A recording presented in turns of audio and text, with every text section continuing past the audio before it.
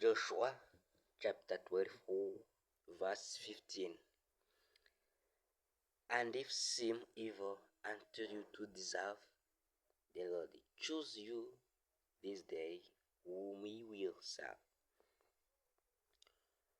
Whatever the gods which your fathers served that were on the other side of fraud, or the gods of the Amorites in whose land ye dwell.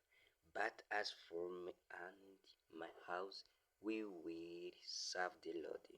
In expression word, our church as pillars within our communities should do be treasured as our house of truth, and be carried out by the faith guiding all those who wish to be served to learn.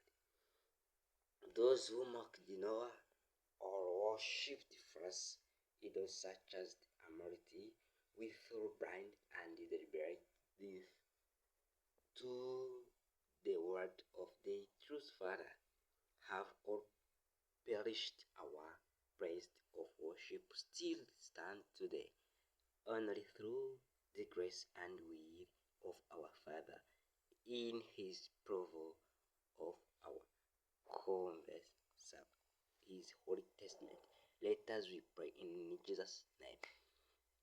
God, O Lord Almighty, grant us grace and the glory to elect our house worthy of praising your name. Bless our churches, within which we break bread and share in communion the sacrifice of our Son. Show mercy toward those who yet do not know your name, and help us guide those without thee into your right. For we are your servant, Lord, and our heart, you temple.